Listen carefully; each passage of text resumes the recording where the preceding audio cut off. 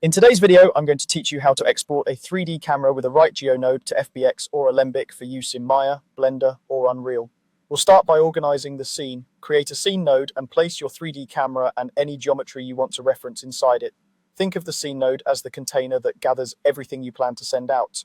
If you have multiple objects, make sure they're properly connected and labeled so you know what's going with the camera. This helps avoid surprises later, like a camera exporting without the geometry you expected to use as a reference. Next, add a right geo node and connect the output of the scene node to it. The right geo node is what actually writes your scene data to disk. By connecting it directly to the scene node, you ensure the camera and any included geometry are passed along to the exporter. In the right geo properties, choose the file type. Select FBX if you're targeting most DCC apps and need broad compatibility, or choose Alembic, often labeled ABC, if you want a robust, baked cache that many pipelines prefer for reliability. Both formats can carry cameras, and your choice usually comes down to what the receiving application or pipeline expects.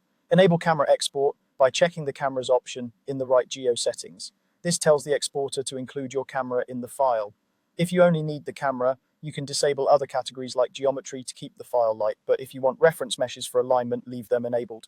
Now pick an output path. Navigate to a folder you can write to, set a clear file name, and include the correct extension, either .fbx or .abc, so the file is recognized properly on import.